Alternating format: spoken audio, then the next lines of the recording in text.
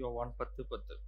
திருடன் திருடவும் கொல்லவும் அழிக்கவும் வருகிறானே அன்றி வேறொன்றுக்கும் வரான். நானோ அவைகளுக்கு ஜீவன் உண்டாயிருக்கவும் அது பரிபூர்ணப்படவும் வந்தேன். இன்னொரு மொழிபெயர்ப்புல பார்க்கும்போது, அவர்கள் வாழ்க்கையை அவர்கள் அனுபவிக்கவும் அதை நிரம்பி வழியும் வரை அதை மிகுதியாய் பெறவும் நான் வந்தேன். இயேசு கொடுக்க வந்த இந்த நல்ல வாழ்க்கை, அந்த பரிபூர்ணமான வாழ்க்கை, அதை குறித்து இங்க பார்க்கிறோம். இந்த வார்த்தையில அந்த பரிபூர்ணம் அப்படின்ற அந்த வார்த்தை தரத்திலே உயர்ந்த தரம், அளவிலே ஏராளம் தாராளம் அப்படின்னு வருது. அதோடைய ஃபுல் மீனிங், முழு அர்த்தம் பார்த்தீங்கன்னா ஏராளமான ஒரு வாழ்க்கை, தாராளமான ஒரு வாழ்க்கை. அப்படிப்பட்ட ஒரு வாழ்க்கையை தான் இயேசு நம்மளுக்கு கொடுக்க வந்தார். நம்மளுடைய வாழ்க்கையில சில காரியங்கள்லாம் இல்லாததுனால அது அப்படியே இல்லாமலே இருந்துரும் அப்படின்னு நம்ம நினைச்சிடக்கூடாது. வேதத்திற்கு போய் அதுக்காக தான், இந்த வேதத்திற்காக நம்ம நன்றி செலுத்தணும். நம்மளுடைய வாழ்க்கையை இந்த வேதம் கூறுகிற வண்ணமாக நம்ம மாற்றிக்கொள்ள முடியும். இதுல என்ன சொல்லி இருக்குதோ அதுதான் உண்மை, அதான் சத்தியம். இன்னைக்கு இருக்கிற சூழ்நிலை, இன்னைக்கு நம்ம பார்க்கிற காரியங்கள், இது எல்லாமே மாறக்கூடியது. ஒரு 2-3 வருஷத்துக்கு முன்னாடி வேற மாதிரி இருந்துச்சு, இன்னைக்கு வேற மாதிரி ஆயிருக்கு. இன்னும் கொஞ்ச நாள்ல மாறிடும், சூழ்நிலைகள்லாம் மாறிடும். அப்போ இந்த வசனத்துக்கு போய் வசனம் என்ன சொல்லுது அப்படின்றத பார்த்து, அந்த வாழ்க்கை பரிபூர்ணமான வாழ்க்கை, அதுதான் எனக்கு சொந்தம் அப்படின்றத நான் உரிமை பாராட்டி கொள்ள வேண்டும், அதை எடுத்துக்கொள்ள வேண்டும். இது சில காரியங்கள்ல விசேஷமா முக்கியமா இதுல ஐஸ்வர்யத்தை குறித்து பார்க்கிறோம். இந்த பரிபூர்ண ஜீவன்ல எல்லாமே அடங்கி இருக்குது. குடும்ப வாழ்க்கை, பொருளாதாரம், சரீர பலன், எல்லாமே அடங்கி இருக்குது. அதுதான் பரிபூர்ணம். அதாவது ஒரு ஜீவன், ஒரு வாழ்க்கை, நல்ல வாழ்க்கை, ஒரு நல்ல தேவன் கொடுக்கிற அந்த ஜீவன், பரிபூர்ண ஜீவன் எல்லாமே அடங்கி இருக்குது. வெறுமனா ரட்சிப்பு மட்டும் கிடையாது, மரிச்ச உடனே மோட்சம் போறது மட்டும்தான் இன்னைக்கு சுவிசேஷம் நினைச்ச கூடாது. அது ஒரு முக்கியமான ஒரு பகுதி, அதுதான் ஆரம்பம். ஏன்னா மனுஷன் ஒரு செத்த நிலையில இருக்கான். ரட்சிக்கப்படுறதுக்கு முன்னாடி அவன் நரகத்துக்கு போறதுக்கு தான் அவன் ரெடியே. அவன் வந்த அன்னைக்கே அது சாபம் நிறைந்த ஒரு உலகத்துல இருக்கிறான். எதற்குமே தகுதி கிடையாது, ஆசீர்வாதத்துக்கெல்லாம் தகுதி கிடையாது. ஆனா என்னைக்கு இயேசுவை ஏற்றுக்கொள்கிறானோ அன்னைக்கு ஆசீர்வாதத்துக்கு சொந்தக்காரனாய் மாறி விடுகிறான், எல்லா நன்மைக்கும் சொந்தக்காரனாய் மாறி விடுகிறான். அதுல ஒரு முக்கியமானது என்னன்னா இந்த ஐஸ்வர்யம். இயேசு இந்த பூமியில வாழ்ந்தப்போ பரலோகத்தை குறித்து பேசினதை காட்டிலும் பூமியை குறித்து அநேகமான காரியங்களை பேசினார். இயேசு பேசும்போது இயேசு கூறின ஓமைகள், நிறைய ஓமைகளை சொல்லி பேசினார். அந்த ஒவ்வொரு ஓமைகளிலும் பார்த்தீங்கன்னா, கணக்கு போட்டு மொத்த ஓமைகள் எடுத்து பார்த்தீங்கன்னா 1/3 பார்த்தீங்கன்னா பொருளாதாரத்தை குறித்து பேசியிருக்கிறார். முக்காவாசி எதை பத்தி பேசியிருக்காரு? பொருளாதாரத்தை குறித்து பேசியிருக்காரு, பணத்தை குறித்து பேசியிருக்காரு, ஐஸ்வர்யத்தை குறித்து பேசியிருக்காரு. அதை டீல் பண்றாரு. ஏன்னா இது உலகம். இந்த உலகத்துல ரொம்ப முக்கியமானது எது? உலகத்துல என்னது ரொம்ப முக்கியம் தெரியாதா? பணம் தான் முக்கியம். இன்னைக்கு உலகத்துல எது முக்கியம்? பணம் இருந்தா இன்னொருத்தங்களை விலைக்கே வாங்கிடுவாங்க. அந்த மாதிரி உலகம் இது. இந்த உலகத்துல நம்ம ஆண்டவர் பணத்தை பத்தி சம்பந்தமே இல்லாம நம்ம கிறிஸ்தவங்களாயிட்டு இல்ல ஆலயத்துக்கு வந்த உடனே எதையுமே கண்டுக்காம நம்ம எதையோ மேல ஏதோ வானத்துல இருந்து வந்ததையோ எதையோ உட்காந்து பேசிட்டு இருக்கிறது கிடையாது. ஆண்டவர் இந்த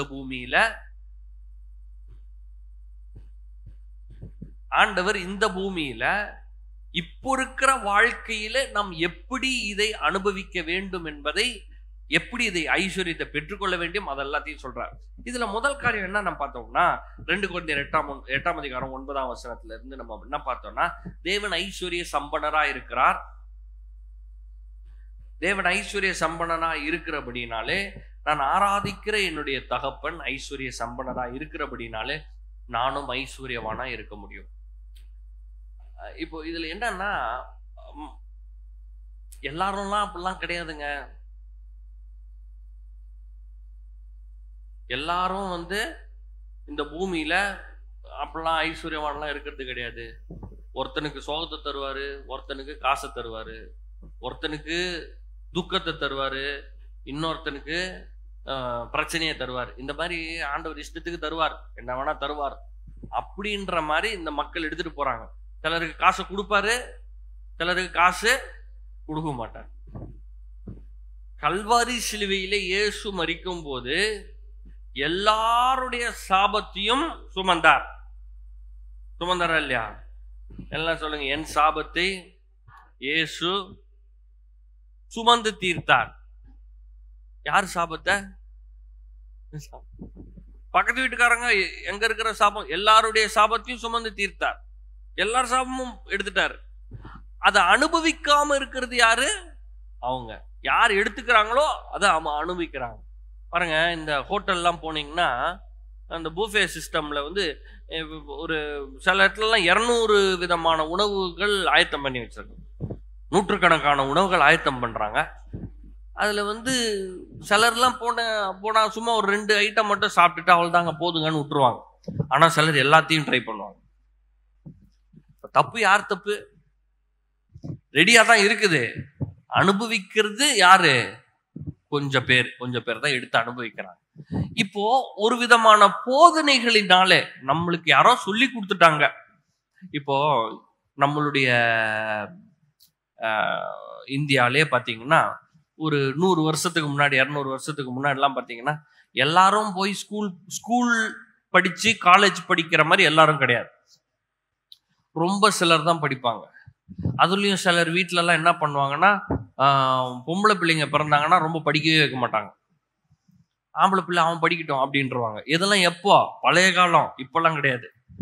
இப்போ வந்து பைலட்டாவும் ஆவாங்க, டாக்டராகவும் ஆவாங்க. பொம்பளை பிள்ளைங்க என்ன வேணா செய்வாங்க. எங்க பூமியவே விட்டு விண்வெளிக்கெல்லாம் போயிட்டு வர்றாங்க. அந்த அளவுக்கு போகிற ஆட்கள்லாம் இருக்கிறாங்க. அப்ப இன்னைக்கு காலம் மாறி போயிடுச்சு. ஆனா அன்னைக்கு காலம் எப்படி இருந்துச்சு? எங்கேயுமே போகக்கூடாது, எதையுமே செய்யக்கூடாது. யார் சொன்னா? யாரோ ஒருத்தர் என்ன பண்ணிருக்கிறாரு, சொல்லியிருக்கிறாரு. அதுலயும் பாத்தீங்கன்னா சில ஊர்ல எல்லாம் 10ஆம் கிளாஸ் படிச்சதுக்கு அப்புறம் பாத்தீங்கன்னா அவங்க குடும்பத்துல யாருமே அதுக்கு மேல படிச்சிருக்க மாட்டாங்க, காலேஜே போயிருக்க மாட்டாங்க யாருமே. ஆனா யாரோ ஒருத்தங்க எந்திரிச்சு இல்ல நான் காலேஜ் போயே தீருவேன் அப்படின்னு என்ன பண்றாங்க, காலேஜ் படிக்கிறாங்க. ஆனா இன்னைக்கு பாத்தீங்கன்னா நிறைய காலேஜ் இருக்கு, ஸ்கூல் இருக்கு, யாரு வேணாலும் போய் பயணிக்கலாம். கவர்மெண்ட்ல இருந்து என்ன பண்றாங்க, ஸ்கூலு காலேஜ் எல்லாம் கட்டி படிக்கலாம் வைக்கிறாங்க. இப்ப காலம் மாறிடுச்சு. இதே மாதிரி ஒரு காலத்துல கிறிஸ்தவங்கனாலே எப்படி சொல்லி கொடுத்துட்டாங்கன்னா ரொம்ப கஷ்டப்படணும். அதாவது வச்சிருக்கிறவங்க கூட எல்லாத்தையும் வித்து ஒண்ணு இல்லாம ஆயிரணும். யாருக்காக? இயேசுக்காக. நீ ஒண்ணுமே வச்சுக்க கூடாது. நீ ஏதாவது நிறைய வச்சிருந்தனா நீ வந்து உலகத்தான், இயேசுவே ஏற்றுக்கொள்ளல. நீ நல்ல சட்டை போட்டாலும் நீ வந்து உலகத்தான் ஆயிடுவ. நல்ல வீட்டுல இருந்தா உலகத்தான், நல்லதா எது இருந்தாலும் உலகத்தான். கஷ்டப்பட்டு ரொம்ப ரொம்ப ரொம்ப அப்படியே கஷ்டத்துல இருந்தா, அதாவது எப்படி கொண்டு போய் விட்டுட்டாங்கன்னா வியாதி வந்தா கூட அதுல பெருமை பாராட்டுகிறவர்களாம் மாறிட்டாங்க. ஆண்டவர் ஏதோ ஒரு காரணத்திற்காக எனக்கு இந்த வியாதியை கொடுத்திருக்கிறார், அவருக்காக நான் இதை சுமந்து கொண்டிருக்கிறேன் அப்படின்ற அளவுக்கு பேச ஆரம்பிச்சிட்டாங்க. அதெல்லாம் வேதத்துக்கு ஒப்பனையாகவே ஆகாது. நீங்க வசனத்தெல்லாம் போய் பார்த்தீங்கன்னா அப்படிலாம் கிடையாது. இயேசு கிறிஸ்து நம்முடைய வலி வேதனைகள் எல்லாவற்றையும் சுமந்து தீர்த்தார். இயேசுவே நம்முடைய பரிகாரியாகிய கர்த்தர். அவருடைய தழும்புகளால் நாம் சுகமா இருக்கிறோம். சுகத்தை எடுத்துக்கொள்ள வேண்டும். ஃபைட் பண்ண வேண்டியதா இருக்குது. அதாவது அப்படியே உக்காந்துக்கிட்டே இருந்தாலும் எல்லாம் வராது. சரிங்களா? இருக்கீங்களா இல்லையா? அதாவது நான் ரட்சிக்கப்பட்ட உடனே எல்லாம் அப்படின்னு வந்துருச்சுன்னு வச்சுக்கோங்களேன். நம்ம எதுக்கு டெய்லி இங்க வந்து ஜாம் பண்ணி பைபிளை வாசித்து ஆண்டவரை தேடி, அதான் புஷ்ன்னு வந்துருதே. ஆனா புஷ்லாம் வர்றது கிடையாது. ஃபைட் பண்ணி தான் எடுக்க வேண்டியதா இருக்குது. ஏன்னா இங்க ஒரு திருடன் ஒருத்தர் இருக்கான், இந்த பிசாசு. அவனுக்கு எதுவுமே சொந்தம் கிடையாது, ஆனா திருடன். இருக்கிறத திருடி விட்டுருவான். உங்க குடும்பத்துல சந்தோஷத்தை உருவி விட்டுருவான், நிம்மதியை உருவி விட்டுருவான், காசை உருவி விட்டுருவான், ஏதாவது நஷ்டத்தாக்கி விடுவான், எதையாவது ஓட்ட உடச்சு விடுவான், எதையாவது வெடிக்க வைப்பான், ஏதாவது பண்ணுவான். அப்ப யார் எந்திரிச்சு நின்று அதிகாரத்தோட செயல்படணும்? நான் எந்திரிச்சு எப்போ? ஒவ்வொரு நாளும் இயேசுவின் ரத்தத்தை என் வீட்டிலே தெரிக்கிறேன், என் வீட்டில் இருக்கிற குடும்ப பிள்ளைகள் மேல இயேசுவின் ரத்தத்தை தெளிக்கிறேன். வீட்டில் இருக்கிற பொருட்கள் மேல இயேசுவின் ரத்தத்தை தெளிக்கிறேன். எந்த தீமையும் அணுகாது, எந்த நாசமோசம் வராது. இயேசுவின் ரத்த கொடைகள் நாங்கள் பத்திரமா இருக்கிறோம். பயந்துலாம் செய்யல.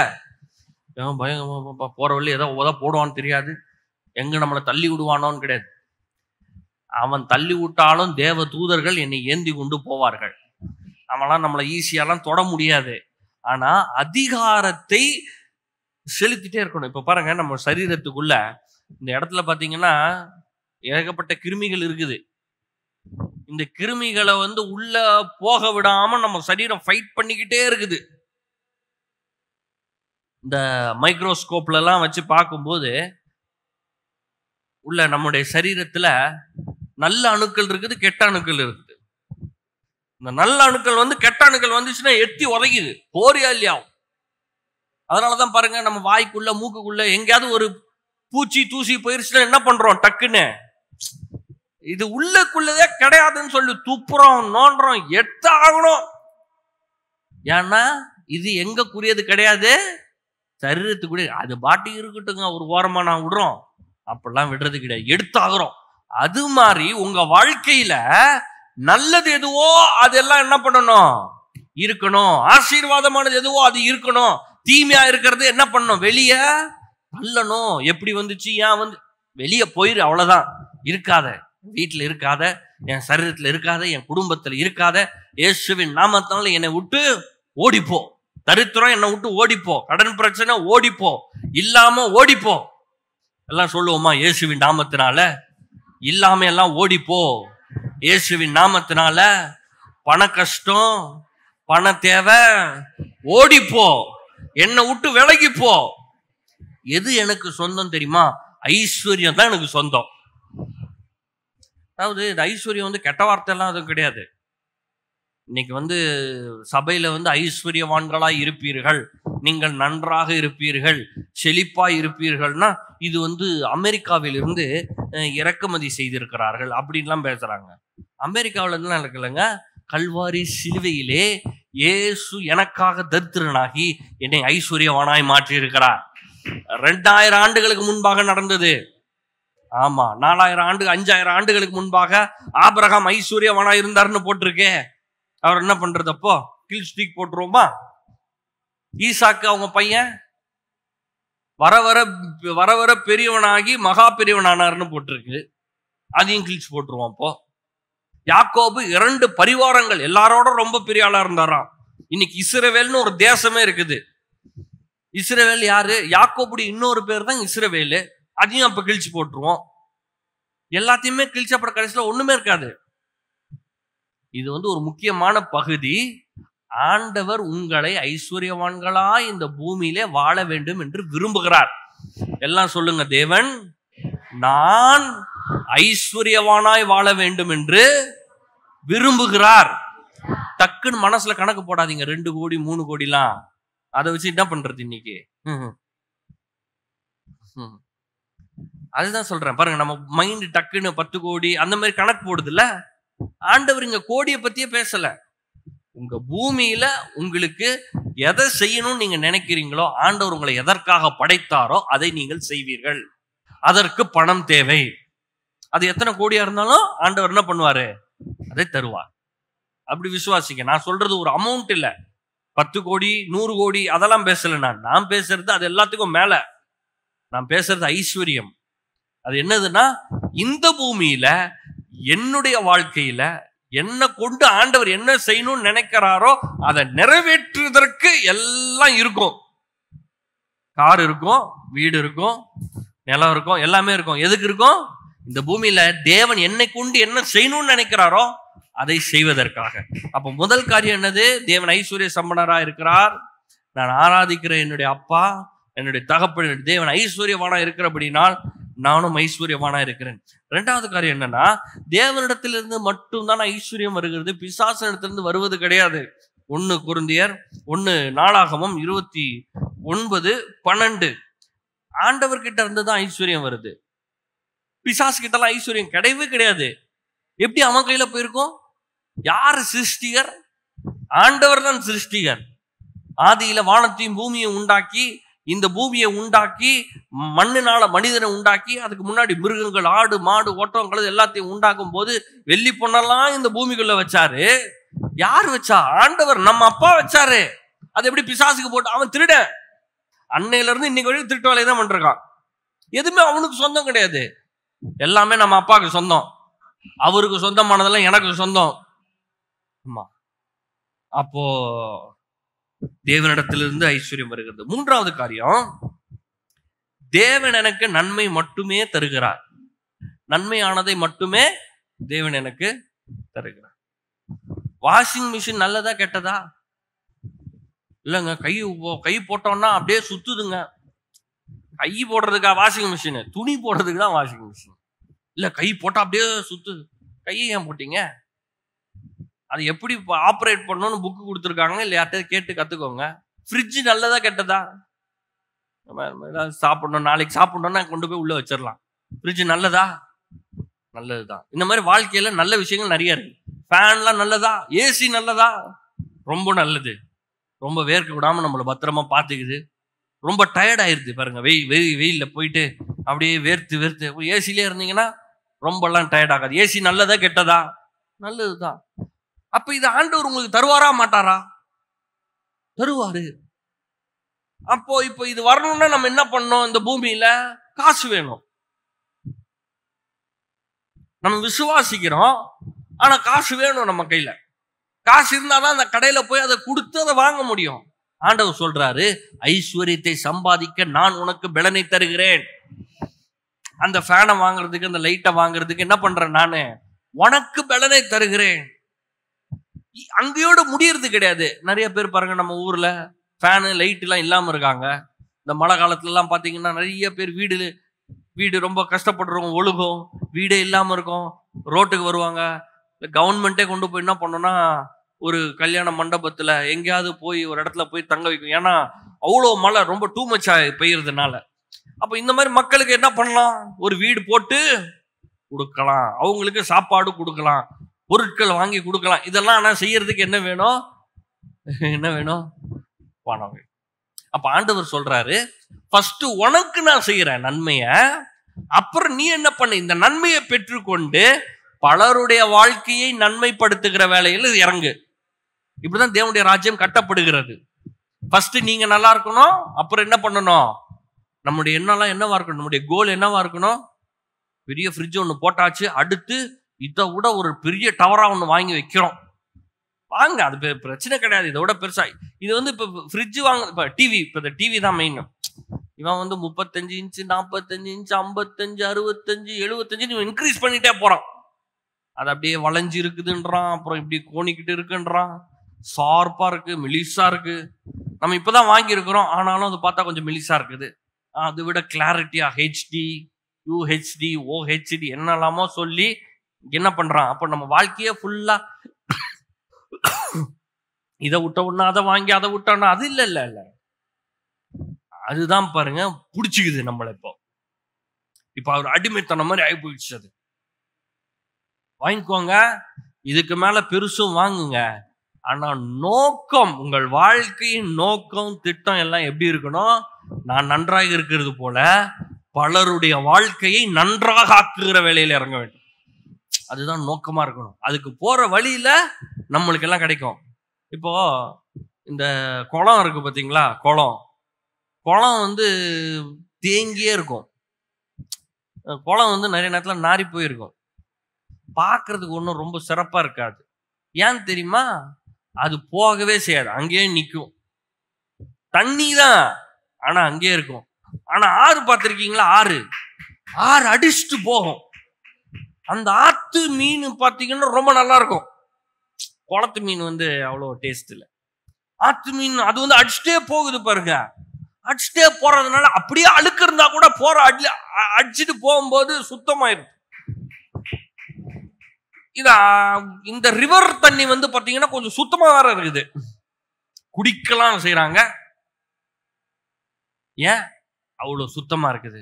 அப்ப நான் சொல்றேன், ஓடுகிறவர்களாக, பகிர்கிறவர்களாக, கொடுக்கிறவர்களா இருந்தீங்கன்னா, உங்க கிட்ட இருந்து போய்கிட்டே இருந்துச்சுன்னா நீங்களும் நல்லா இருப்பீங்க, மற்றவங்களும் நல்லா இருப்பாங்க. இல்லாட்டி நாரி போயிடும். மூச்சை எத்தனை பேர் பிடிச்சி வச்சிருக்கீங்க? நீங்க பிடிச்சி வச்சிருந்தீங்கன்னா இங்க இருக்கவே மாட்டீங்க. என் மூச்சை நான் விட மாட்டேன். பிடிச்சி வைங்க பார்ப்போம். எவ்வளவு நேரம் பிடிச்சி வைக்கிறீங்கன்னு பார்ப்போம். பிடிச்சி வைக்க முடியாது. என் மூச்சு தான். ஆனா இழுத்த அதே வேகத்துல டக்குன்னு என்ன பண்றோம்? அப்போ பணத்தையும் என்ன பண்ணணும்? நம்ம தான் சம்பாதிக்கிறோம், நம்ம தான் வாங்குறோம், கையில தான் வாங்குறோம். நான் தான் உழைச்சேன், நான் தான் நைட் எல்லாம் உக்காந்தேன், நான் தான் பகல்லாம் வேலை பார்த்தேன். ஆனா என்ன பண்ணோம்? ரிலீஸ் பண்ணோம். எல்லாம் சொல்லுங்க, ரிலீஸ் பண்ணோம். எல்லாம் சத்தமா சொல்லுங்க, ரிலீஸ் பண்ணோம். ரிலீஸ் பண்ணதான் வரும். வச்சீங்கன்னா நாரி போயிடும். புரியுதா? அப்ப தேவன் நன்மையை மட்டும் தருகிறவர், தீமையை தருகிறவர் அல்ல. நாலாவது விஷயம் என்னன்னா, சிலுவைக்கு வருகிற எவனும் ஐஸ்வர்யவானாய் மாறுகிறான். கலாத்தியர் 3:13. யாரெல்லாம் சிலுவை கிட்ட வராங்களோ அவங்க எல்லாம் ஐஸ்வர்யவான் தான். தரித்திரம் கிடையாது. அவன் ஸ்தானம் ஐஸ்வர்யவான் என்கிற ஸ்தானம். இங்க இருக்கிற ஒவ்வொருத்தரையும் பார்த்து சொல்ல, உங்க பேங்க் அக்கவுண்ட்ல நிறைய இருக்கலாம், இல்ல உங்க பேங்க் அக்கவுண்டே இல்லாம இருக்கலாம், இல்ல பேங்க் அக்கவுண்ட் மைனஸ்ல இருக்கலாம். நீங்கள் ஐஸ்வர்யவான் தான்.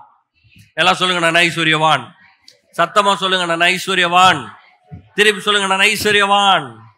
ஏன் ஐஸ்வர்யவான் தெரியுமா? கல்வாரி சிலுவையிலே இயேசுவின் நிமித்தமாக, இயேசு தரித்திரனானது நிமித்தமா நான் ஐஸ்வர்யவானா மாறிட்டேன். இது ஸ்டேட்டஸ். ராஜா வீட்டுல பிறந்த குழந்தை ஒருவேளை ஹாஸ்பிட்டல்ல பிறந்திருக்கும், மற்ற பிள்ளைங்க மாதிரி தான் பிறந்திருக்கலாம். இன்னைக்கு பேசாம இருக்கலாம், தவழ்ந்துட்டு இருக்கலாம், கீழே இருக்கலாம், கீழே நடக்க கூட முடியாம நடந்துட்டு இருக்கலாம், கீழே விழலாம். ஆனா ராஜா வீட்டு பிள்ளை தான் அது. நீங்க ஒருவேளை கீழே விழலாம், தவளை தெரியாம இருக்கலாம், பேச தெரியாம இருக்கலாம். ஆனா நீங்க யாரு? ராஜா வீட்டு பிள்ளை. ஏன்னா அந்த குடும்பத்துல பிறந்துட்டோம். இருக்கிறதுலயே ஹை கிளாஸ், அந்த காட் கிளாஸ் அவர் குடும்பத்துல நான் பிறந்திருக்கிறேன். அதனாலதான் இந்த உலகத்துல இவங்க உங்க கிளாஸ் போடுறாங்க பாருங்க, அதெல்லாம் ஒரு வேஸ்ட் கிளாஸ். அது அவங்க கிளாஸுக்கெல்லாம் நம்ம ஃபீலே பண்ணக்கூடாது. சிலர் அவங்க என்ன அப்படி சொல்லிட்டாங்க, அவங்க என்ன இப்படி நினைக்கிறாங்க, அவங்க நம்மளை இந்த கேட்டகரியில வச்சுட்டாங்க. நீ எந்த கேட்டகரியில என்னை வைக்கவே முடியாது. ஏன்? ஐஸ்வர்ய சம்பனராகிய என் பரம தகப்பன் என்ன ஒரு கிளாஸ்ல வச்சிருக்காரு. அவர் கிளாஸ் அது, காட் கிளாஸ், தேவ ரகம். ஐந்தாவது காரியம், நீங்கள் ஐஸ்வர்யவான்களா இருக்கும் போது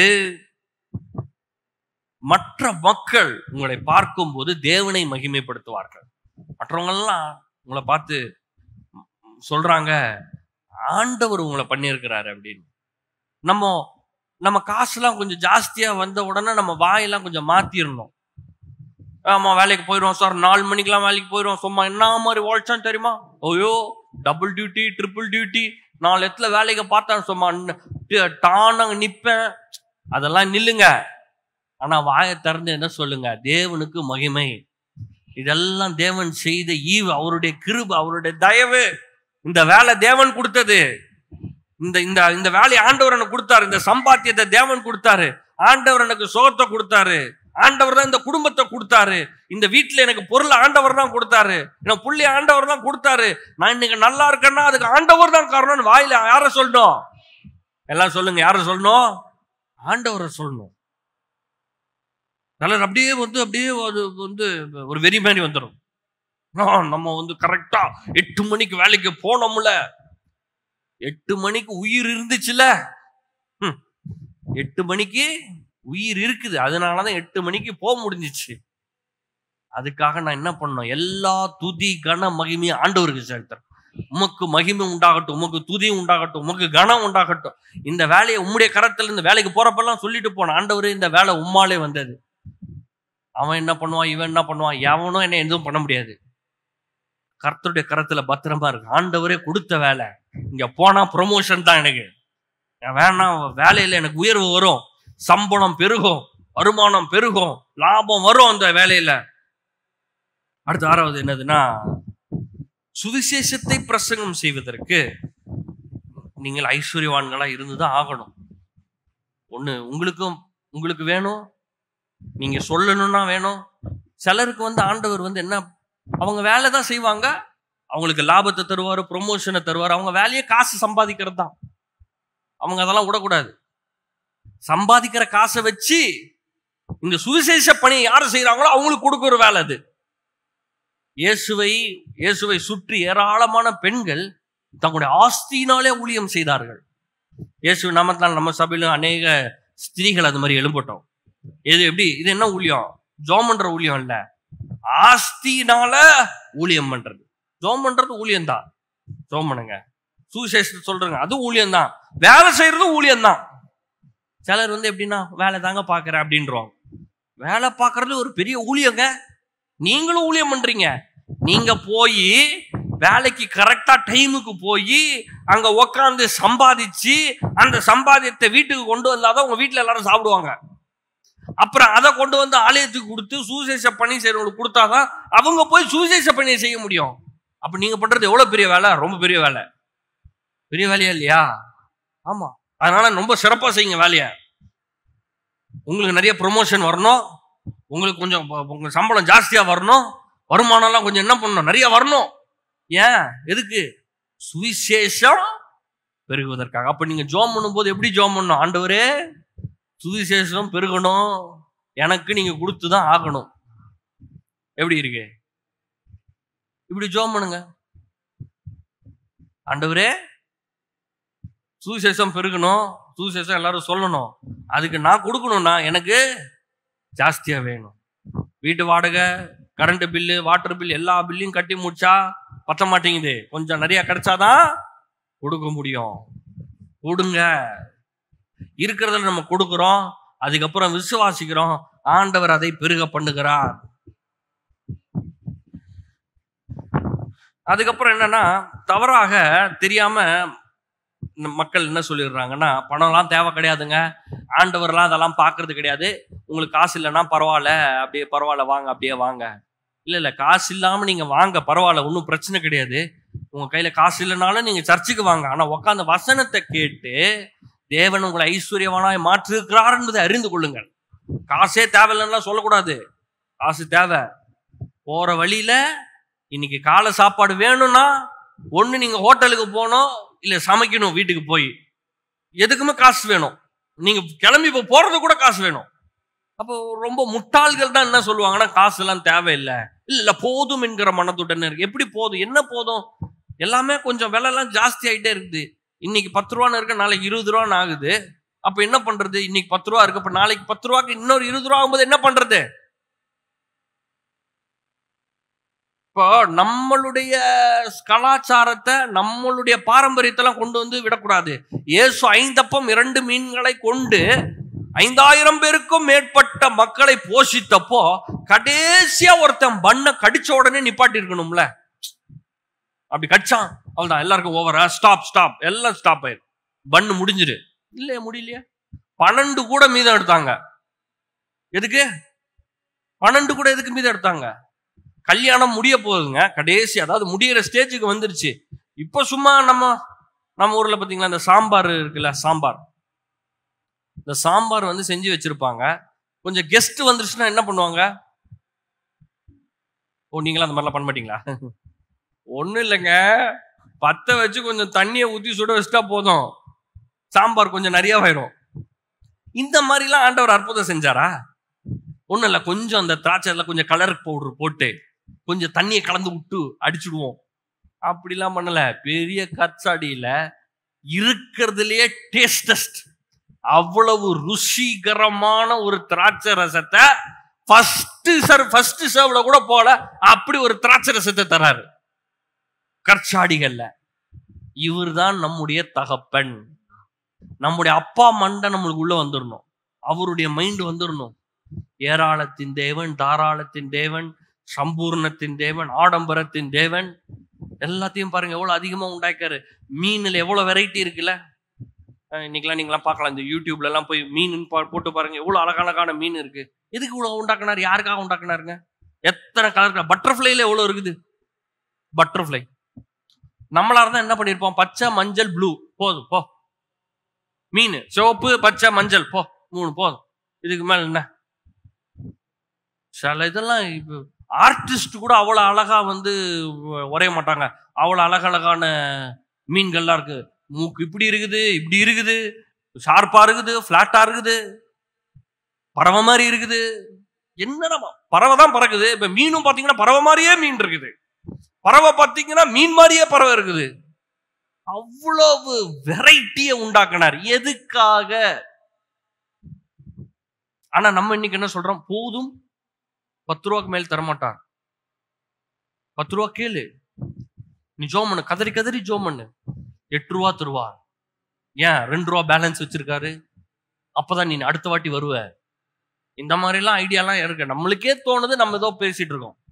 ஆடம்பரத்தின் தேவன், ஏராளத்தின் தேவன், தாராளத்தின் தேவன், ஐஸ்வர்ய சம்பனர், உங்களுக்கு தேவைக்கும் மிகவும் அதிகமாக கொடுக்கிறவர். எல்லாம் சொல்லுங்க, தேவைக்கும் அதிகமாக கொடுக்கிறவர். பேதுரு கிட்ட ஆண்டவர் வர்றாரு, வந்து சொல்றாரு, கூட்டம் நிறைய பேர் இருக்குப்பா, உன் படகு தெரியா அப்படின்னா, சரி ஓகே, படகு, காலி படகு கொடுக்குறார். பிரசங்கம் பண்றார். பிரசங்கம் பண்ணி முடிச்ச உடனே வெயில் அடிக்குது. சொல்றாரு, வா போ மீன் பிடிப்போம். ஆண்டவரே, ரொம்ப நைட்டு ஃபுல்லா மீன் பிடிச்சோம், இப்பதான் வலையெல்லாம் கழுவி வச்சிருக்கேன், நைட்டு வேணா போலான் இருக்கோம். ஆனா சொல்றாரு சரி, ஏன்னா அவர் நிறைய பேசியிருக்கிறாரு, இயேசுடைய போதனையை உட்கார்ந்து கேட்டிருக்கிறார். ஆனாலும் உங்களுடைய வார்த்தையினால இந்த ஒரு வலையை போடுறேன். நான் போட்டா படகு அமுழத்தக்கதாக. எனக்கு தெரிஞ்ச அன்னைக்கு வந்து ஒரு தூண்டில் போட்டு ஒரு 3 மீன் கொடுத்துட்டா கூட போதும். இயேசுக்கு ஒரு மீன், பேதுருக்கு ஒரு மீன், வீட்டுக்கு போனா அவங்க ஒய்ஃபுக்கு ஒரு மீன், சரி அவங்க மாமியார் வேற கூட இருந்தாங்க, அவங்களுக்கு ஒரு மீன், 4 மீன், சரி ஒண்ணுன்னு வச்சுக்கோ, 5 மீன் வச்சுக்கோமே, போதும். 5 மீனுக்கு மேல தேவையாங்க அவருக்கு? சொல்லுங்க, 5 மீனுக்கு மேல வேறையா தேவையா? படகு அமிழ போதான், விட்டோன்னா கவுந்துரும். நீங்க படகுன்ன உடனே நம்ம வந்து இப்படி இந்த 2 பேர் உட்காந்து வலிச்சிட்டு இருப்போமே, அந்த படகு கிடையாது, கப்பல். அது இதை விட பெருசா இருக்கும், இந்த இடத்தை விட பெரிசாக இருக்கும் அந்த கப்பல். இந்த இடம் முழுக்க மீன் நாள் நிரப்புனா எவ்வளவு வேணும் மீன்? அந்த கப்பல் அமிழத்தக்கதாக, வலை கிளியத்தக்கதாக மீன்களை பிடித்தாங்க. ஏன்? அத பார்த்த உடனே பேதுரு வந்து மீனவர், மீனவ குடும்பம், வேலைக்காரங்களாம் வச்சு வேலை பார்க்கறவங்க, சும்மா 10 மீன் 20 மீனுக்கெல்லாம் அசர்ற ஆள் கிடையாது அவரு. இந்த மாதிரி ஒரு மீனை பிடிச்சு அவர் வாழ்க்கையில பார்த்ததே கிடையாது.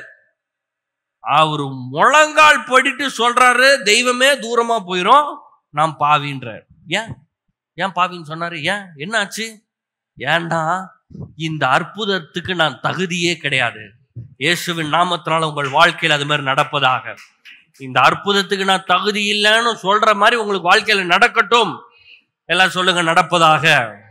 என் வாழ்க்கையில் அற்புதம் நடப்பதாக, என் வாழ்க்கையில் அதிசயம் நடப்பதாக.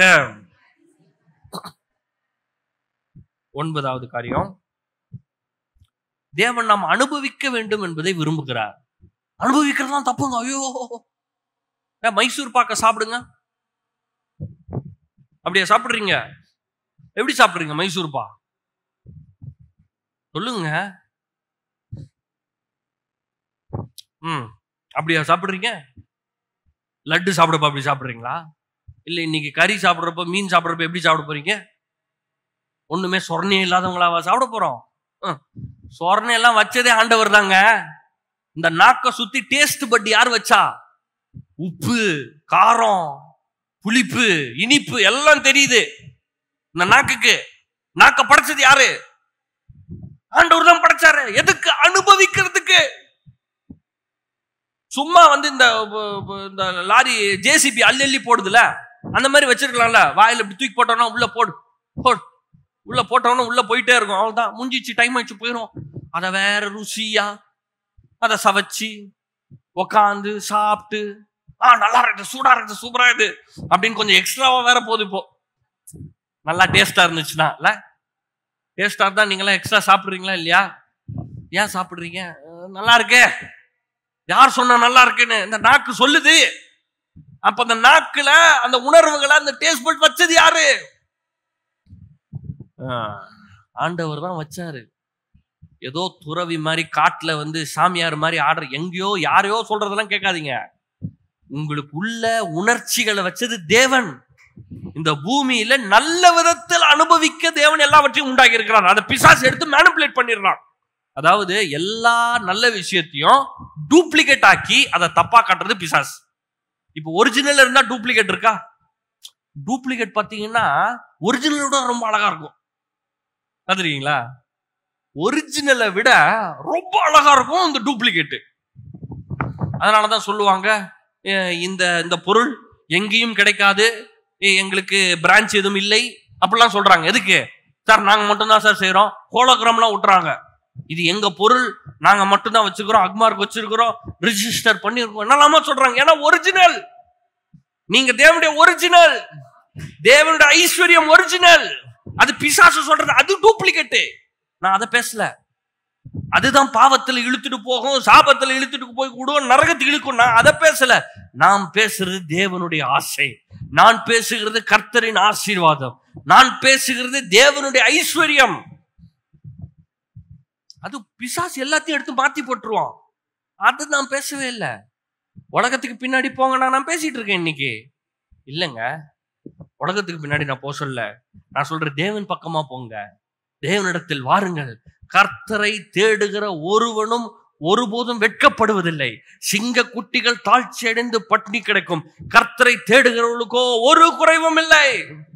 எல்லாம் சொல்லுங்க, எனக்கு ஒரு குறைவும் இல்லை. எல்லாம் சத்தமா சொல்லுங்க, எனக்கு ஒரு குறைவும் இல்லை. ஏன் உங்களுக்கு ஒரு குறைவு இல்லை தெரியுமா? நீங்கள் தேவனை தேடுகிறீர்கள். இந்த வசனத்துக்கு முக்கியத்துவம் தரீங்க, இந்த வார்த்தைக்கு முக்கியத்துவம் தரீங்க, ஆண்டவருடைய சமூகத்துக்கு முக்கியத்துவம் தரீங்க. ஆண்டவர் எனக்கு என்ன செய்ய சொல்றாரோ அதை நான் செய்யறேன், அதுக்கு முக்கியத்துவம் தர்றேன். அப்போ என்ன கைவிடுவாரா? தேவையை சந்திக்காம இருப்பாரா? என்னை கஷ்டப்படுத்துவாரா? அவருடைய பிள்ளையா இருக்கேன் நானு. 10வது விஷயம் என்னதுன்னா, தேவன் உங்களுக்கு ஐஸ்வர்யத்தை தரும்போது, நீங்கள் கொடுக்க ஆரம்பிக்கும் போது பண ஆசை உங்களிடத்திலிருந்து போக ஆரம்பிக்கும். இப்ப இந்த பாயிண்ட வச்சுதான் இந்த 10வது பாயிண்ட்ல பிரச்சனையானாதான் மேல இருக்கிற 9 பாயிண்ட்டும் பிரச்சனை ஆயிடுது. இந்த 10வது பாயிண்ட் தான் ரொம்ப முக்கியமான பாயிண்ட். என்னன்னா, நான் தேவனுக்கு கொடுக்கறதுல தப்பு பண்றேன்னு வச்சுக்கோங்களேன். தேவனுக்கு கொடுக்கறது முக்கியமா என்றது கிடையாது. அதே நான் பண்ணலாம், என்னங்க பண்றது, இது அதெல்லாம் முக்கியமா?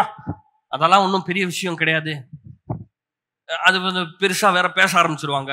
பழைய ஏற்பாட்டில் கொடுத்தார்களா, புதிய ஏற்பாட்டில் கொடுக்கணுமா? ஒன்றும் இல்லை, அவன் பாக்கெட்ல இருக்கிற 100 ரூபா அவன் கொடுக்காம இருக்கிறதுக்கு வசனம் எல்லாம் தேடிட்டு இருக்கான். அவ்வளவுதான். கொடுக்காம இருந்துட்டான்னு வச்சுக்கோங்களேன், பணம் ஆசை பிடிச்சிருக்கு, அவ்வளவுதான். இவன் பெரிய ஆளா ஆகவும் முடியாது.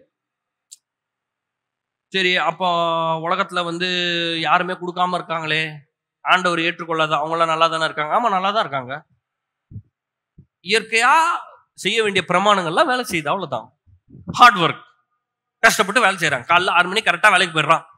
கரெக்டா 6 மணிக்கு வேலைக்கு போறான், சாயந்தரம் 6 மணி வரைக்கும் வேலை பார்க்கறான். டபுள் டியூட்டி, ட்ரிபிள் டியூட்டி எல்லாம் பார்க்கறான். உண்மையா இருக்கான், உத்தமமா இருக்கான். சாதாரணமா இருக்கிற பிரமாணம் வேலை செய்து கொண்டுதான் இருக்கிறது. நான் பேசுறது அது இல்லை.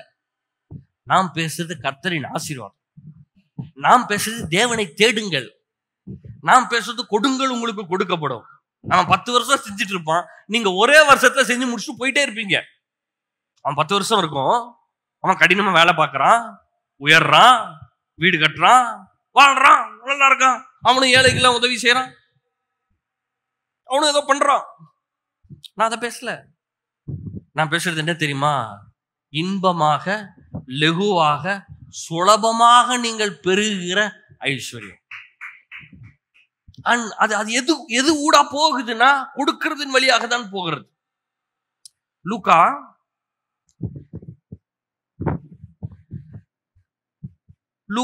16ஆம் அதிகாரம், நான் உங்களுக்கு சொல்கிறேன். லூக்கா 16:9. லூக்கா 16:9. நான் உங்களுக்கு சொல்லுகிறேன், நீங்கள் மாளும் போது உங்களை நித்தியமான வீடுகளில் ஏற்றுக்கொள்ளுவார் உண்டாகும்படி அநீதியான உலகப் பொருளால் உங்களுக்கு சிநேகிதரை சம்பாதியுங்கள். உலகத்தில் இருக்கிறவங்க வாழ்றதுக்கும் நம்ம வாழ்றதுக்கும் ரொம்ப டிஃபரன்ஸ் இருக்கு. உலகத்துல இருக்கிறவன் வந்து என்ன பண்றான்? ஏழைகள் எளியவர்களுக்கு கொடுக்கறான். பாத்தீங்கன்னா பெரிய பெரிய கோடீஸ்வரர்கள் வந்து அவங்களுடைய பர்சன்டேஜ் 20%, 30% அவங்களுடைய சம்பளம், நான் சொல்றது ரொம்ப பெரிய பில்லியனர்ஸ், உலகத்தில் இருக்கிற டாப் 10ல இருக்கிற கோடீஸ்வரர்கள் 30%, 20%, 10%, 40% கூட என்ன பண்ணுவாங்கன்னா தங்களுடைய லாபத்திலிருந்து, அவங்க ப்ராஃபிட்ல இருந்து, அவங்க வருமானத்திலிருந்து ஏழை எளியவர்களுக்கு கொடுக்குறாங்க. இயேசுவை ஏற்றுக்கொள்ளாதவங்க, இயேசுவெல்லாம் ஏற்றுக்கொள்ளல. ஆனா அவங்க ஒரு பிரமாணத்தை ஃபாலோ பண்றாங்க. என்ன பிரமாணம்னா, நான் கொடுத்தா நம்ம நல்லா இருப்போம், நல்லது செய்ய வேண்டும். மெடிக்கல் ரிசர்ச் கொடுக்குறாங்க. ஒரு வியாதி வருதுன்னா அந்த வியாதியை குணமாத்துறதுக்கு மாத்திரை கண்டுபிடிங்க, அதுக்கு ரிசர்ச்சுக்கு நாங்கள் கொடுக்குறோம். அப்புறம் என்ன பண்றாங்க, ஸ்கூல் கட்டுறாங்க, எஜுகேஷன் கொடுக்குறாங்க. இந்த மாதிரி நிறைய விஷயத்துக்கு செய்யறாங்க. அதெல்லாம் நான் பேசல. நான் பேசுறது என்னன்னா, நான் நித்தியமா நான் இந்த பூமிக்கு வர்றதுக்கு முன்னாடி ஒரு 10 மாசம் எங்க அம்மாவுடைய வயிற்றுல இருக்கிறேன். நான் நீங்க இருக்கிறவங்க வேற எப்படியா வந்தீங்களா? எத்தனை பேர் நேரம் வானத்துல இருந்து மேல வந்தீங்க? மேல இருந்துலாம் வர முடியாது யாரும். வயிற்றுல தான் ஒரு 10 மாசம் இருந்து தான் வரணும். ஒருவேளை இந்த புள்ள யோசிச்சுன்னா, வாழ்க்கை இவ்வளவுதான் போல இருக்குது, பாசா ஒரே இருட்டா இருக்குது, என்னதான் வாழ்க்கை இது, யாருமே இல்லை, ஒரு சத்தமும் கேட்க மாட்டேன், ஒன்னும் கேட்க மாட்டேங்குது அப்படின்னு அது நினைச்சிச்சுன்னா, அது பாவம், அவளுக்கு அதுதான், அவ்வளவுதான் அறிவு, அதுக்கு அவ்வளவுதான் யோசிச்சுன்னா ஒன்றும் பண்ண முடியாது. வெளியே வந்தோன்னா யப்பா என்ன மாதிரி இருக்குது, ஐயோ யப்பா லைட்டா இருக்குது, கலரா இருக்குது, ஜோரா இருக்குது அப்படின்னு சொல்லி சந்தோஷப்படுது.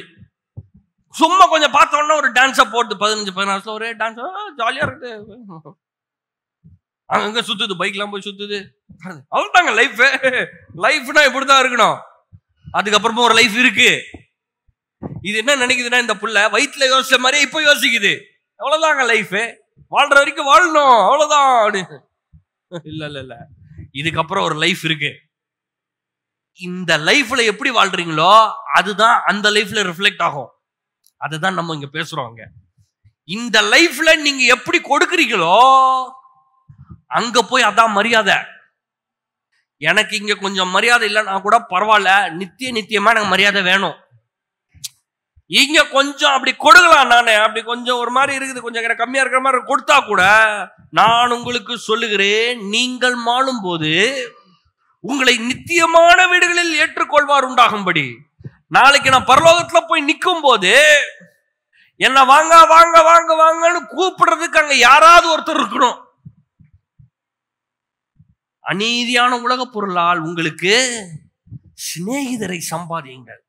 ஃபுல்லா சம்பாதிச்சு ஃபுல்லா சாப்பிடுறதுக்கும், நீங்க உங்க ட்ரெஸ்ஸை போடுறதுக்கும், நீங்க உங்க வீட்டுல பொருள் வாங்குறதுக்கும் செலவு பண்றாதீங்க. ஏன்னா நீங்க சம்பாதிக்கிறதெல்லாம் உங்களுக்கு செலவு பண்ணிட்டீங்கன்னா, நாளைக்கு நீங்க அங்க போகும்போது உங்களை கூப்பிடுறதுக்கு யாரும் இருக்க மாட்டாங்க. அங்க சிநேகிதர்னு உங்க கூட யாரும் இருக்க மாட்டாங்க வர்றதுக்கு அங்க வீட்டுல. ஆனா நான் கொஞ்சம் கரெக்டா பண்றதெல்லாம், எனக்கு ரொம்ப நிறைய சிநேகிதர்கள் அங்க இருப்பாங்க. உங்களுக்கு எப்படி? நீங்கள் சிநேகிதரை உண்டாக்குங்கள். எதுக்கு?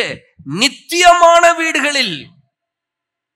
நான் அங்க போய் நிற்கும் போது என்னை பார்த்து வெல்கம் பண்றதுக்கு நிறைய பேர் இருப்பாங்க, உங்களையும் பார்த்து வெல்கம் பண்றதுக்கு நிறைய பேர் இருப்பாங்க. ஏன்னா நம்ம எல்லாம் ஆலயமா சேர்ந்து இந்த தேவனுடைய ராஜ்யத்துல இந்த உலகம் முழுவதுலயும் போய் பிரசங்கம் பண்றதுக்கு, இந்த சுவிசேஷத்தை எடுத்துட்டு போறதுக்கு என்ன பண்றோம்? கொடுக்கிறோம். நீங்க சம்பாதிக்கிறீங்க, இந்த ஆலயத்துல கொடுக்குறீங்க. இதை எடுத்துட்டு போயிட்டு நம்ம உலகமெல்லாம் சுவிசேஷம் சொல்லுவதற்கு, இந்த ஊரெல்லாம் சுவிசேஷம் சொல்றதுக்கு பயன்படுத்துறோம். நாளைக்கு உங்க வீட்டுல இருந்து கதவு தட்டுவாங்க, சார் வணக்கம் சார், நல்லா இருக்கீங்களா? யாருங்க அப்படின்னா உங்களுக்கு தெரியாது, அவங்களுக்கு தெரியும்.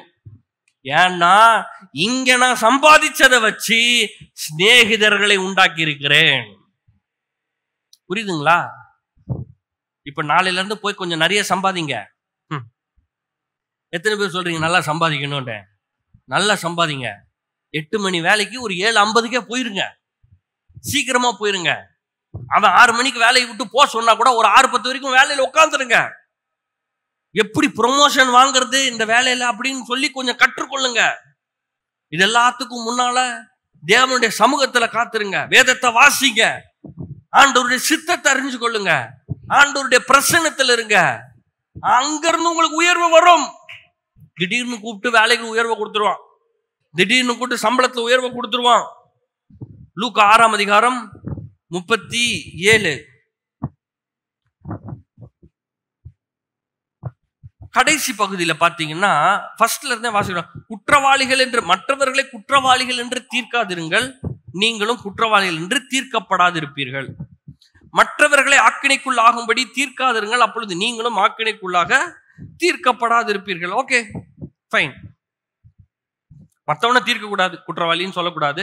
அப்போ நான் குற்றவாளி இருக்க மாட்டேன். மற்றவனை கண்டம் பண்ணாத, ஆக்கினைக்குள்ள ஆக்காத, அப்போ அவன் ஆக்கினைக்குள்ள ஆக மாட்டான். சரி, விடுதலை பண்ணுங்கள், அப்பொழுது நீங்களும் விடுதலை பண்ணப்படுவீர்கள். என்ன விடுதலை?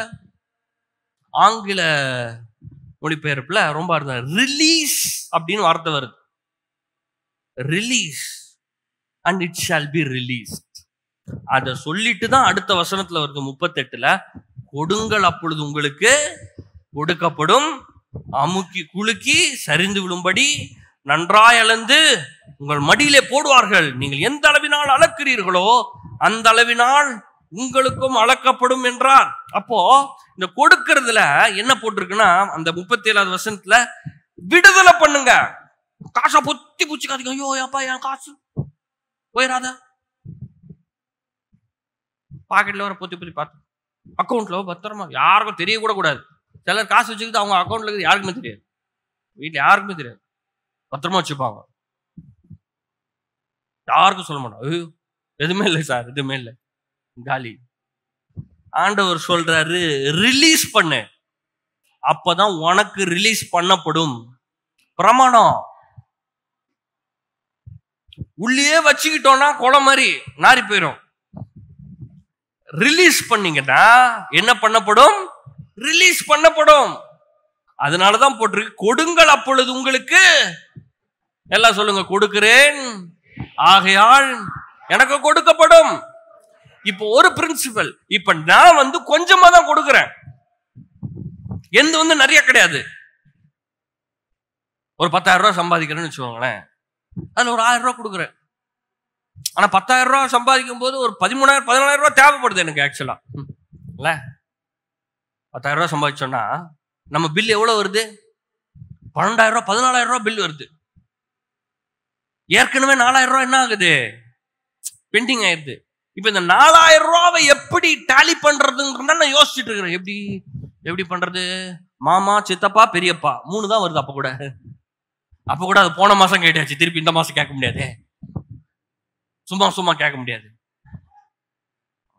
என்ன பண்றதுன்னே தெரியல, உட்காந்து கணக்கு போடுறோம். இப்ப இந்த 4,000 எப்படி பண்றது? உங்களுக்கு ஒரு வழி சொல்லி தரேன், ட்ரை பண்ணி பாருங்க. சரிங்களா? எத்தனை பேர் சொல்றீங்க ட்ரை பண்ணலான்னு? ட்ரை பண்ணலாம். இந்த 10ல் 1 எடுத்து அதை ஆசீர்வதிச்சு அதை தேவனுடைய சமூகத்துல கொண்டு வந்து தேவனுக்கு கொடுங்கள். அதாவது நான் என்ன கான்செப்டுக்கு வர்றேன்னா, 100 வச்சு அந்த 100 பத்தாம இருக்கிறதுக்கு 90% வச்சு ஆசீர்வாதத்துல வாழ்ந்துட்டு போறேன். பாருங்க சார், அதெல்லாம் நான் கேட்க முடியாதுங்க, நான் என் இஷ்டத்துக்கு தான் வாழ்வேன் அப்படின்னா, இந்த வசனத்தின்படி நான் வாழுவேன் என்றுதான் நான் தீர்மானிச்சிருக்கேன். இதுதான் என் மேனுவல், இது மாதிரிதான் நான் வாழவே செய்வேன். ஏன்னா இந்த லைஃப் இதோட முடிய போறது கிடையாது. இங்க ஒரு 120 வருஷம் நான் வாழ போறேன், அதோட என் லைஃப் முடியுதா? இல்ல, இதான் ஸ்டார்டிங். நித்தியமாய் நான் இயேசுவோடு வாழ போகிறேன். இயேசுவோட அங்க யோசுவோட பார்க்க முடியாது, அவ்வளவு பிரம்மாண்டமா இருக்க போது நித்தியமா அவரோட இருக்க போறேன். அதை டிட்டர்மின் பண்றதுதான் இந்த லைஃப். இங்க நான் எப்படி வேணா இருக்கலாம், இங்க இல்ல ரட்சிக்கப்பட்டதுனால பரலோகம் போவோம். ஆனா எண்ணத்தெல்லாம் எடுத்துட்டு போறோம், இங்க இருந்து எண்ணத்தெல்லாம் எடுத்துட்டு போறோம். என்ன சொல்லுவாங்கன்னா, ஒன்றையும் கொண்டு வரவில்லை, ஒன்றையும் எடுத்துட்டு போகவில்லை. கரெக்ட் தான். சட்டு துணி போடாம தான் வந்தேன் நான் இந்த பூமிக்கு. சட்டு துணி போடாம தான் போறேன், அதெல்லாம் இருக்கட்டும். ஆவிதான் வந்துச்சு, ஆவிதான் போகுது, ஓகே, அதெல்லாம் கரெக்ட். ஆனா இங்க இருந்து சில விஷயங்களா மாற்ற முடியும். என்ன தெரியுமா? நான் கொடுக்கப்படும் போது, நான் கொடுக்கும் போது, நான் ரிலீஸ் பண்ணும் போது எனக்கு இன்னும் ரிலீஸ் ஆயிட்டே இருக்குது. அதை வச்சு இன்னும் நிறைய சிநேகிதர்களை சம்பாதிச்சுட்டே இருக்கிறேன். நான் கொடுத்து கொடுத்து கொடுத்து கொடுத்து என்ன பண்றேன்? அநேக சிநேகிதர்களை சம்பாதிச்சிடுறேன்.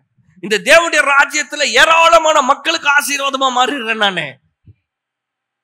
அங்க எனக்கு என்ன ஆயிடுச்சு, அக்கவுண்ட்ல பெருகிட்டே இருக்குது. இப்ப அங்க அக்கவுண்ட்ல மட்டும் பெருகிறது மாத்திரம் கிடையாது, இங்க பாத்தீங்கன்னா இப்பவே இம்மையிலேயே அமுக்கி, எல்லாம் சொல்லுங்க அமுக்கி, எல்லாம் கை எப்படி பண்ணுங்க, அமுக்கி, எல்லாம் கை வச்சு பண்றீங்களா இல்லையா, எல்லாம் பண்ணுங்க அமுக்கி. பண்ணது இல்லையா நீங்களா?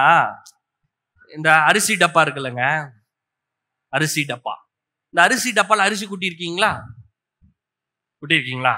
அரிசியை ஃபர்ஸ்ட் டப்பால கொட்டி அப்புறம் என்ன பண்ணுவோம், அமுக்கி, அப்புறம் என்ன பண்ணுவோம், குலுக்கி. எதுக்காக? சின்ன கேப் கூட இருக்கக்கூடாது, நமக்கு என்ன பண்ணணும், இன்னும் கொட்டணும். ஆண்டவர் சொல்றாரு, நீ சும்மா ஒரு 1000 ரூபாவை கொடுத்துட்டு போயிட்ட, ஆனா இப்ப நான் கொடுக்குறேன் பார். எப்படி கொடுக்க போறாரா? அமுக்கி குலுக்கி சும்மா சரிந்து ஓடுது. 10,000 இல்லைங்க, 30,000, 40,000, 50,000 கூட வரும். எனக்கு தேவை 14 தான், அது 30, 40 வரும், நிறைய வரும், என்ன வேணா வருங்க, உங்களுக்கு வரும், இயேசுவின் நாமத்தினால வரும். இதெல்லாம் ட்ரை பண்ணணும். நீங்க எத்தனை பேர் சொல்றீங்க ட்ரை பண்ணலான்னு? ஆமா, ஒருவேளை நான் சொல்றேன் உங்களுக்கு, ஏன்னா நானும் இந்த பூமியில தானே இருக்கேன், நானும் பரலோகத்துல இருந்து நான் வந்தேன். இல்ல, நானும் பரலோகத்துல தான் வரல, இங்க தான் வந்தேன். இப்ப இன்னைக்கு நம்ம கொடுத்த ஒண்ணு நாளைக்கு ஒண்ணும் நடக்க மாட்டுது, அதான் இப்ப பிரச்சனையே. இப்ப இன்னைக்கு 100 ரூபாய் போட்ட உடனே நாளைக்கே 1000 ரூபாய் வருதுன்னு வச்சுக்கோங்க. நம்ம பேங்க்ல இருக்கிறவங்க பக்கத்து எதிர் வீட்டுல அங்கெல்லாம் வாங்கிட்டு என்ன பண்றோம், தப்புன்னு போட்டு உக்காண்டு இருப்போம், என்னடா வருதா இல்லையான்னு. நிறைய நேரங்கள்ல கொஞ்சம் லேட் ஆகுது, பொறுமையா இருக்கவே முடிய மாட்டேங்குது, டக்குன்னு போட்டோமா வந்தோமான்னு இல்லையே. ஆனா தேவனுடைய வார்த்தை உண்மைதான், தேவனுடைய வார்த்தை சத்தியமானதுதான். இந்த உலக சிஸ்டம்லயே, உலகத்துல என்ன சொல்றாங்கன்னா, இந்த பேங்க்ல எல்லாம் இன்ட்ரெஸ்ட் தரானுங்க, 1-2 FD போட்டா அவன் ஒரு 10% தரான், இவனுங்கெல்லாம் அவன் 10%, 2% திடீர்னு கம்மி பண்ணிடுறான், திடீர்னு கூட்டி விடுறான், அவன் இஷ்டத்துக்கு பண்றான். ஆனா இருக்கிறதுலயே ஃபர்ஸ்ட் கிளாஸா யார் தெரியுமா தரா? நம்ம ஆண்டவர் சொல்றாரு, 100 தனியாக உனக்கு திரும்ப தருவேன், 100% உங்களுக்கு திரும்ப தருவாங்க. ஆனா இதை நான் செஞ்சு பார்த்தாதான் எனக்கு தெரியும். இன்னைக்கு நான் உங்களுக்கு சொல்றேன், நீங்க பண தேவைகள்ல இருக்கலாம். இது பணம் என்னன்னா ஆவிக்குரிய விஷயம். பணம்னா ஒண்ணு நம்ம ஏதோ பேப்பரு நான் சம்பாதிக்கிறது அப்படி யோசிச்சிடாதீங்க. இந்த பணம் உங்க லைஃபோட கனெக்டடா இருக்கு. இந்த பணத்தை என் பாக்கெட்ல இருந்து எடுக்கும் போது எப்படி எடுக்கிறோம்? எதுவுமே யோசிச்சுட்டு எடுக்கிறோம். எங்க வேணா கைய வை, பாக்கெட்ல மட்டும் கிளியரா தெரியும். காசை வச்சா மட்டும் எவ்வளவு எடுக்கிறோம்னு தெரியும். மற்றவங்களுக்கு கொடுக்குறப்ப இப்படி கண்ணை மூடிட்டா கொடுப்பாங்க, அப்படிலாம் கொடுக்க மாட்டாங்க, பார்த்து எண்ணி. ஏன்? ஃபுல்லா கனெக்டடு, ஆவி ஆத்துமா சரீரம் எல்லாம் உள்ள வந்துருது பணத்துல. அதனால அதை கொடுக்கும் போது இடிக்குது இவனுக்கு. ஆனா ஆண்டவர் சொல்றாரு, விடுதலை பண்ணு, ரிலீஸ் பண்ணு, புடிச்சு வச்சுக்காத, ரிலீஸ் பண்ணு. பண ஆசை எப்படி போகும் தெரியுமா? கொடுக்கதான் போகும். பண பயம் எப்படி போகும் தெரியுமா? கொடுக்கதான் போகும். 1000 ரூபாய் கொடுக்கும் போது கொஞ்சம் ஒரு மாதிரி இருக்கும், அப்புறம் ஒரு 10,000, 30,000, 50,000, அப்புறம் லட்சத்துல நீங்க கொடுக்கும் போது அப்புறம் அது ஒரு பெரிய இதாவே இருக்காது. ஆடப்போ அப்படின்னு நீங்க பாட்டுக்கு போட்டே இருப்பீங்க. லட்சமா போய்கிட்டே இருக்கும், வந்துகிட்டே இருக்கும், நம்மளும் ரிலீஸ் பண்ணிட்டே இருப்போம். எத்தனை பேர் சொல்றீங்க நல்லா இருக்கும்னு? நல்லா இருக்கும். அந்த வாழ்க்கையை தான் தேவன் வைத்திருக்கிறார், அதை நீங்கள் அனுபவிக்க வேண்டும் என்று விரும்புகிறார். இஸ்ரவேல் மக்களுக்கு இதுதான் புரியாம போயிடுச்சு. ஆண்டவர் சொல்றாரு, மன்னா விழும், நீ எடுத்து சாப்பிட்டுக்கோ, அன்னைக்கு வேணும். இவன் என்ன பண்றான்? கரெக்டு தான் சார், இன்னைக்கு போட்டாரு, நாளைக்கு மூடு மாதிரி அவர் போடலன்னா, அதனால என்ன பண்ணலாம், ஒரு டப்பால என்ன பண்ணிக்கலாம், எடுத்து பார்சல் பண்ணிக்கலாம். இவன் ஒரு டப்பால எடுத்து பார்சல் பண்ணாம பாருங்க, நாரி போயிடுச்சு. ஆண்டவர் டென்ஷன் ஆயிட்டார். நான் தான் டெய்லி உனக்கு தர்றேன்னு சொன்னேனே, நீ ஏன் கேட்க மாட்ற? இவன் என்னன்னா எகிப்து புத்தி, கஞ்சி ஊத்துவானுங்கல்ல, அவன் எகிப்து பார்வன் என்ன பண்ணுவான், இன்னைக்கு காலைல கஞ்சி ஊத்துவான், நாளைக்கு அவன் மூடு சரியில்லைன்னா ஊத்தாதன்றான். இவங்க என்னன்னா எகிப்துல இருந்து வெளியே வந்துட்டாங்க, ஆனா மூளை எங்க இருக்குது? அங்கே இருக்குது. அவன் மனசு அங்கே இருக்குது. நான் சொல்றேன், நம்மளாம் எகிப்துல இல்ல, நம்மளாம் அடிமைத்தனத்துல இல்ல, நம்மளாம் பாவத்திலையும் சாபத்திலும் இல்ல. நம்மளை ஆளுகை செய்கிற ராஜாதி ராஜா இயேசு, நம்ம பரம தகப்பன் ஐஸ்வர்ய சம்பனர். நம்ம ஐஸ்வர்ய சம்பனரா கொடுக்கணும், தாராளமா கொடுக்கணும். அந்த கஞ்ச 10 ரூபா அந்த டீ கூட எடுக்க மாட்டாங்க. ஆனா வீட்டுல காசு இருக்கும் அவங்களுக்கு, பிள்ளைக்கு, அவங்க நாய்க்குட்டிக்கு. வீட்டுல நாய் அந்த நாய்க்கு கரெக்டா பிஸ்கட் எல்லாம் போட்டுருவாங்க. நாய்க்கு பிஸ்கட்டு, பிள்ளைக்கு சோறு, உங்களுக்கு தோத்துறோம். ஆண்டவரே ஜபம் வேற பண்ணுவாங்க, ஆண்டவரே தோத்துறோம், நாங்க நல்லா இருக்கிறோம், புள்ள நல்லா இருக்குது, நாய்க்குட்டி நல்லா இருக்குது, தோத்துறோம், நல்லா தூங்க போறோம், அவ்வளவுதான். இது இல்லைங்க. இந்த பூமியில நீங்க எப்படி இருக்கணும் தெரியுமா? தேவன் உங்களுக்கு எப்படி கொடுக்கணும்? அமுக்கி குலுக்கி சரிந்து விழும்படி உங்களுக்கு கொடுக்கணும். உங்க வாழ்க்கை அப்படி ஆக மாற வேண்டும். அது எப்படி மாற போகுது? நீங்க கொடுக்கிறப்ப மாற போகுது. ஆனா பிராக்டிக்கலா சொல்றேன், இது ஈஸி கிடையாது. அதுதான் நான் சொல்றேன், அதை முக்கியப்படுத்தி நான் சொல்றேன். இன்னைக்கு இது ஈஸி இல்ல. இது ஒரு விசுவாச செயல். It's an act of faith. ஆண்டவர் சொல்றாரு. அதாவதுங்க 100 வயசுக்கு 100 வருஷம் காத்திருக்கீங்களா? நீங்க இங்க யாருமே இல்ல 100 வயசு 100 வருஷம் காத்திருக்கீங்களா? 100 வயசு கழிச்சு ஒரு புள்ள பிறகுது. 100 வயசுங்க, 100 வயசு கழிச்சு ஒரே புள்ள. ஆண்டவர் சொல்றாரு, எடுத்துட்டு பலி செலுத்துன்றார். அவன் சொல்றான், ஓகே சார், நாளை காலைல வந்துடுறேன்றான். என்னது, காலையில வரீங்களா? நான்லாம் வரல, தூக்கம் வந்து எனக்கு, மழை மேகமூட்டமா இருக்குன்னு உட்காந்துரும். காலைல நீட்டா எந்திரிச்சு அவன் பாட்டு போறான். என்ன சொல்றான்? நான் துண்டு துண்டா வெட்டி எரிச்சு சாம்பல் ஆக்கினா கூட அந்த சாம்பல்ல இருந்து ஈசாக்கு வருவான்றான். இதுதான் ஆஃபரிங். புரியுதுங்களா? நீங்க 10 ரூபா கொடுத்தாலும் சரி, 10 லட்சம் கொடுத்தாலும் சரி, எவ்வளவு கஷ்டம்னு சொல்லிட்டா, ஈசாக்க பலி செலுத்துற மாதிரி. ஈஸி இல்ல, கஷ்டம். ஈஸி இல்ல. ஆண்டவருக்கு கொடுக்கணும்னு வர்றது ஈஸி கிடையாது. கேக்குறீங்களா? எத்தனை பேர் கேக்குறீங்க? ஈஸி இல்ல. நானே சொல்றேன், ஈஸி கிடையாது, கஷ்டம் தான். By faith. ஒருவேளை வெட்டி துண்டு துண்டா போட்டு எரிச்சதுக்கு அப்புறம் வரலன்னா, 10ல் 1 கொடுத்துட்டேன், ஏற்கனவே இப்ப 14 வேணும், இப்போ 1 போயிடுச்சுன்னா இப்ப 5000 ரூபாய் வேணும். ஒருவேளை நான் கொடுத்து வரலனா, ஏற்கனவே 4000க்கே 4 பேர் எப்படி கண்டுபிடிக்கிறதுன்னு தெரியல, இப்ப இன்னொருத்தனை எங்க போய் பிடிக்கிறது சார்? இப்ப 2 சாய்ஸ் இருக்கு. ஒண்ணு, அந்த 4000க்கு ஓன்னு தேடலாம், இல்ல 1% கொடுத்துட்டு ஆண்டவர் செய்வார்னு உட்காந்துருக்கலாம். ஓரல் ராபர்ட்ஸ்னு ஒரு பெரிய ஊழியக்காரர். இவர் எப்படின்னா, அவ்வளோ கஷ்டம், அவருக்கு ஒரு வீடு எடுக்கிறதுக்கு கூட காசு இல்லாம விசுவாசியுடைய ஒரு பெட்ரூம்ல போய் தங்கி இருந்தாராம். பாத்தீங்களா? ஊழியக்காரரு, அவருக்கு வீடு வருமானம் இல்ல, சாப்பாடு எல்லாம் இல்ல, ஒரு வீட்டுல ஒரு பெட்ரூம்ல அவருக்கு போயிருக்காரு. அவங்க ஒய்ஃப் சொல்லிச்சாங்க, பாரு எனக்கு இங்க இருக்க பிடிக்கல, 1 வாரம் தான் உனக்கு டைம், என்ன பண்ணோம், கிளம்புறோம் இங்க இருந்து. சரிம்மா, ஓகே. ஞாயிற்றுக்கிழமை போயிருக்கிறாரு. ஆண்டவர் இந்த வசனங்கள் எடுத்து காட்டுறாரு. கொடுங்கள் உங்களுக்கு கொடுக்கப்படுன்றார். அமுக்கி குலுக்கி சரிந்து விழும்படி நன்றா இழந்து. இவருக்கு சர்வீஸ் எல்லாம் நடத்துற உடனே மக்கள் எல்லாம் சேர்ந்து காணிக்கை கொடுத்துக்கிறாங்க. சரி, காணிக்கை பார்த்துக்கிறாரு. $20 என்ன பண்றாரு இவரு? எப்படினாலும் 10,000 தான். என்ன பண்ணிட்டா, திருப்பி அதவே ஆண்டவருக்கே கொடுத்துட்டு, ஆண்டவருடைய ஊழியத்துக்காக கொடுத்துட்டு இவர் வந்துட்டாராம். ஒய்ஃப் வீட்டுல காத்துட்டு இருக்குது. எதுக்கு? இந்த 1 வாரம் ஆயிடுச்சுல, காலி பண்ணிட்டு போனோம், சாப்பாடு தான் வேணும். என்ன ஓரல்? அதான் ஆண்டவர் ஒரு வெளிப்பாடு கொடுத்தாரு. என்ன வெளிப்பாடு? 10 காசு இல்ல, வெளிப்பாடு மட்டும் வருதா? என்ன வேணா கொடுங்கள், கொடுக்கப்படுங்க. அது அம்மாவுக்கு அப்படியே கோவம் வருது, அப்படியே வருது. அந்த அம்மா பேசவே மாட்டோம் கூட. நாளைக்கு காலையில இந்த வீட்டுல நான் இருக்க மாட்டேன், எங்க அப்பா அம்மா வீட்டுக்கு நான் போறேன் அப்படின்னு சொல்லிட்டு பெட்டிக்கிட்டெல்லாம் பேக் பண்ணி வச்சுச்சான். அவங்க கூட நான் வாழ்றதே வேஸ்ட்.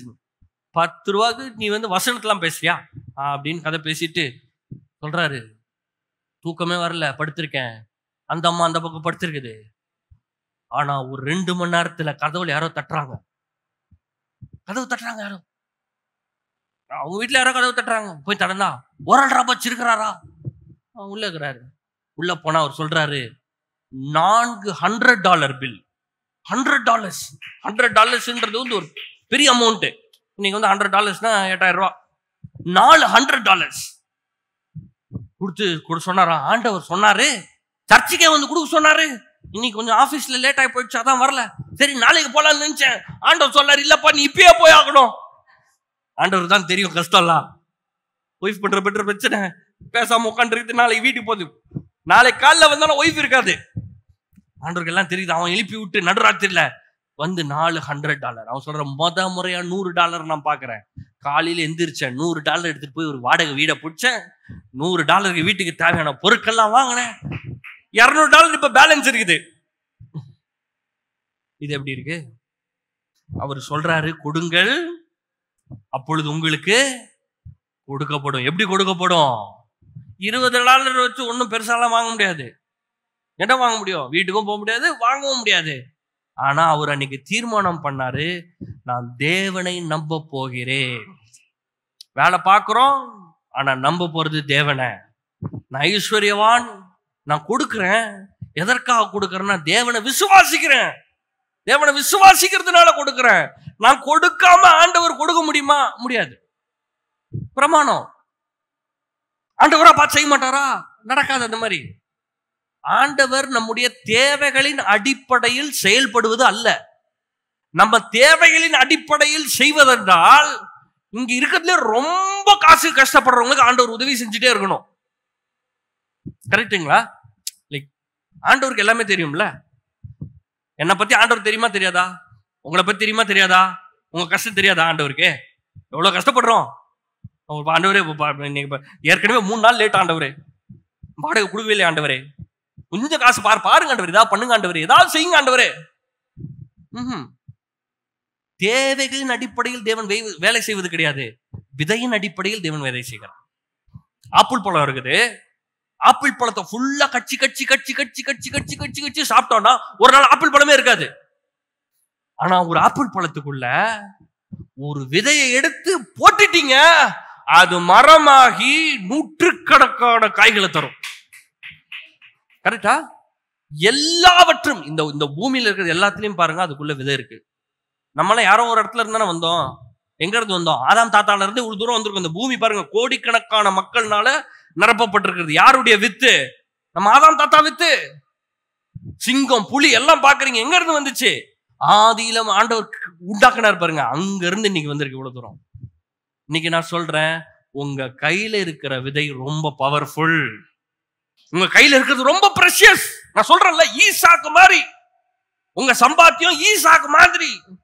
அத வைக்கிறது ஐயோ முடியலையே, போச்சா போயிருமே அப்படின்ற மாதிரி தான் இருக்கும். ஆனா தேவனை நம்புங்கள், தேவனை விசுவாசிங்கள். கொடுத்துட்டு சொல்லுங்க, கர்த்தாவே நான் உம்மகிட்ட கொடுத்திருக்கிறேன், இதை நீங்க பழுகி பெருகி எனக்கு திருப்பி தருவீங்க.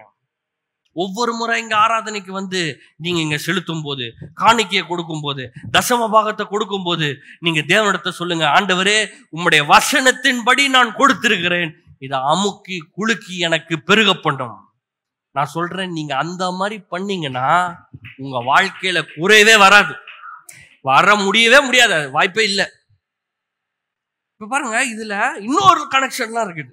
வெறும் காசு கிடையாது இது. இந்த கனெக்ஷன் என்ன பண்ணும்னா உங்க குடும்ப உறவுல எல்லாத்தையும் சரி பண்ணிடும். ரட்சிக்கப்படாதவங்க ரட்சிக்கப்பட்டுருவாங்க, சரீரத்துல சுகம் உண்டாயிரும், வீடு கட்டிடுவீங்க, ப்ரொமோஷன் உண்டாகும், கல்யாணம் நடக்கும், குழந்தை பிறக்கும், எல்லாமே நடக்கும். அது உங்களுக்கே தெரியாது. இது வந்து கீ மாதிரி. டோரை போட்டு அப்படி ஓபன் பண்ணீங்கன்னா அது ஓபன் ஆயிரும். அந்த டோரை போட்டீங்கன்னா அங்க ஓபன் ஆயிரும். ஆனா கண்டினியூஸா தொடர்ந்து தேவனுடைய சமூகத்துல வார்த்தையை நம்பி கொடுக்க கொடுக்க கொடுக்க ஒண்ணு பண ஆசையே போயிடும், தேவ ஆசை உண்டாயிரும், தேவ சித்தத்தை நிறைவேற்றான். இன்னொன்னு என்னன்னா, நித்தியமான வீடுகள்ல நிறைய எனக்கு அந்தஸ்தியும் ஸ்நேகிதர்களையும் ஏற்படுத்தி வச்சிட்டேன். அது நித்தியமா. அப்புறம் என்ன, இந்த பூமியிலேயே எல்லாம் சொல்லுங்க, இந்த பூமியில அமுக்கி குலுக்கி நிரம்பி வழியும். இயேசுவின் நாமத்தினால் உங்க வாழ்க்கை நிரம்பி வழியட்டும். உங்க மடியில இயேசுவின் நாமத்தால பணம் கொட்டப்படட்டும். உங்க பேங்க் அக்கௌண்ட்ல இயேசுவின் நாமத்தினால பணம் வரட்டும். திடீர்னு கதவை திறந்தாங்க, கட்டு பணம் இருக்கட்டும். முடியுமா? முடியாதா? காக்கா வந்து கறி கொடுத்துட்டு போச்சான். நம்புற மாதிரி இருக்கா?